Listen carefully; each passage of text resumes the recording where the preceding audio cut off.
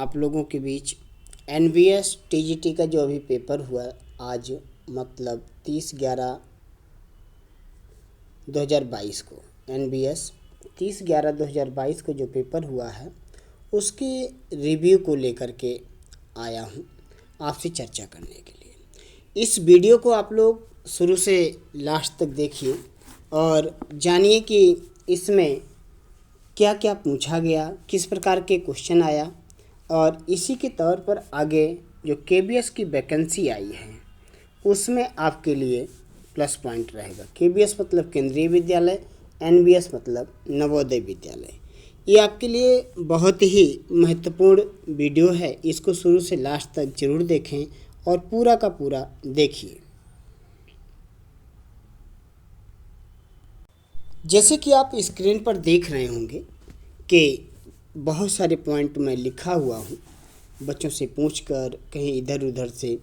तो यहाँ पर जो एनबीएस के पेपर में पहला क्वेश्चन पूछा गया, आपसे पूछा गया कि अंतिम यात्रा, जो यात्रा का अंत नामक पेंटिंग है अवनी बाबू की, मतलब अवनींद्रनाथ टैगोर जी की, उसमें किस पशु को दिखाया गया है। इस प्रकार के क्वेश्चन को लेकर के यहाँ पर आपसे पुटअप किया गया। पहला क्वेश्चन जो पूछा गया आप लोग देख रहे होंगे स्क्रीन पर है, यात्रा का अंत, जो यात्रा है अवनी बाबू की, कि उसमें किस पशु को दर्शाया गया है। प्यारे दोस्तों, आपको मालूम है कि इसमें अवनी बाबू के द्वारा जो पशु दर्शाया गया है वो ऊँट दर्शाया गया है। इस तरीके से क्वेश्चन पूछा गया।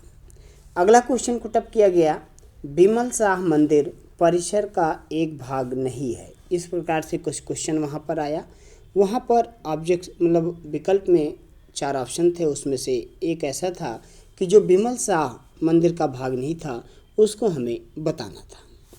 तीसरा क्वेश्चन था, भारत में 14वीं शताब्दी की बात कर रहा है। ताड़पत्र के जगह, जो ताड़पत्र था, पहले ताड़पत्र पे हमारी जो पोथियाँ बनाई जाती थी, उसकी जगह चित्र को किस पर बनाया जाने लगा। तो यहाँ पर आपको सभी को मालूम है कि 14वीं शताब्दी से जैन शैली में कागज़ का प्रयोग होने लगा था। तो ये चीज़ आप लोग नोट डाउन कर सकते हैं। चौथा पॉइंट पूछा गया भंवर नामक चित्र के बारे में, कि ये चित्र के चित्रकार कौन है। तो आपको मालूम है कि जो भंवर नामक चित्र है ये किसका है। आप लोग इसको अच्छे से और तैयारी करें। अगला पॉइंट है 5वां, भारत में चोल कालीन जो कांस्य मूर्तियाँ बनाई जाती थी उनको ढालने को मतलब किस विधि में रखा गया, मतलब किस प्रकार से ढाला जाता था, इसके बारे में पूछा गया। ये सब बड़े महत्वपूर्ण पॉइंट क्वेश्चन हैं, बहुत महत्वपूर्ण पॉइंट है। इनको आप लोग एक एक चीज़ को बड़े ध्यान से देखना है। अब क्वेश्चन का तरीका थोड़ा से चेंज हुआ है, बदला हुआ है, इसलिए जिस हिसाब से क्वेश्चन पुटअप किए जा रहे हैं, पूछे जा रहे हैं, उसी हिसाब से मुझे काम करना चाहिए। अगला क्वेश्चन हुआ कि अशोककालीन वास्तुकला किस धर्म पर आधारित है। अशोक के बारे में आप लोग जानते हैं, इन्होंने टोटल 84,000 मतलब 84,000 स्तूपों का निर्माण करवाया था, जो किस पर आधारित था, बौद्ध धर्म पर आधारित था। ये सारी चीज़ आप लोग याद कर सकते हैं। अगला क्वेश्चन था 7वां, गंधार की परवर्ती, जो गंधार शैली थी उसकी परवर्ती मूर्तिकला किस शैली की थी, इसके बारे में पुटअप किया। अगला पूछा गया ताजमहल के बारे में। अभी तक ताजमहल के बारे में क्या पूछा जाता था कि किसने बनवाया, या कहाँ पर है, या किस प्रदेश में है। इस बार यहाँ पर एनबीएस में क्वेश्चन पुटअप किया गया कि यह किस वर्ष बनना चालू हुआ। ये चीज़ आप लोग थोड़ा कंप्लीटली करिए, मतलब जो भी स्थापत्य कला से संबंधित हैं उनके स्थापत्य को कब बना, किस सन में बनाया गया, कितने सालों में बना, किसने बनाया, इस चीज़ के बारे में भी आपको मालूम होना चाहिए। 9वां क्वेश्चन था बेटा कि राष्ट्रीय ध्वज की बात हुई थी, का निर्माण कब कब हुआ। मतलब जो मुख्य रूप से था वहाँ पर दिया हुआ था 1906, 1921, 1947। ये 3 को यहाँ पर पुटअप किया गया था, आपको मालूम भी होगा, इसको आप लोग नोट डाउन कर सकते हैं। इसके बाद पूछा गया 10वां पॉइंट था कि 1439 ईस्वी में जो चित्रित कल्पसूत्र है कहाँ से मिली है, इसके बारे में भी क्वेश्चन पुटअप किया गया। आप सभी को मैं बता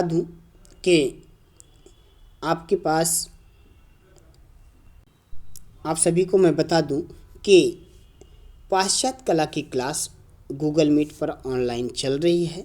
आप लोगों को करना है तो 1 पे है, आप लोग पे करके कर सकते हैं। आगे आइए और चर्चा करते हैं। जितने भी इसमें क्वेश्चन आए हुए हैं उन सारे क्वेश्चनों को लेकर के यहाँ हम आपसे चर्चा करते हैं। अगला क्वेश्चन था संथाल परिवार के बारे में। अभी तक पूछा जाता था संथाल परिवार नामक मूर्ति किसकी है, किस माध्यम में बनाई गई, किसने बनाया और कहाँ पर संग्रहित है। इस बार पूछ लिया कि उसमें किस जानवर को दिखाया गया है। जानवर शब्द पूछ लिया, जहाँ पर आप लोग देखेंगे एक संथाल परिवार के साथ में एक कुत्ते को दिखाया गया है, ये भी आपको मालूम होना चाहिए। 12वां पॉइंट जो है बेटा, लोथल से संबंधित क्वेश्चन पूछा गया। मोहनजोदड़ो, हड़प्पा, चन्होदड़ो।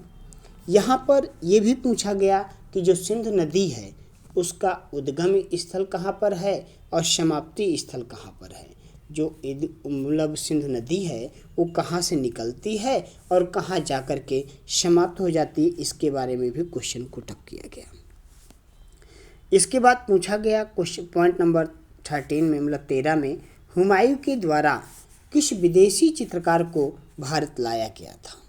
तो आपको मालूम है कि इनके समय में 2 चित्रकार आए हुए थे जिनका नाम था अब्दुल समद और मीर सैयद अली। इसके साथ अगला पॉइंट था कि 15वीं सदी में जो कल्पसूत्र है ये कहाँ से प्राप्त होती है। जो 15वीं सदी की एक प्रति है कल्पसूत्र की, ये कहाँ से प्राप्त होती है, इसके बारे में आपसे क्वेश्चन पुटअप किया गया। आगे मैं चर्चा कर पुनः आपसे बताना चाहता हूँ कि ऑनलाइन गूगल मीट पर क्लास चल रही है। आप लोग ज्वाइन करने के लिए हमारे नंबर 9873 52 36 52 पर आप लोग संपर्क कर सकते हैं, बात कर सकते हैं। यहाँ पर आपको ऑनलाइन डेली की लगभग 1.5 घंटे की क्लास मिलेगी। इसके लिए आप तैयारी करना चाहते हैं तो इस नंबर पर आप लोग संपर्क करिए।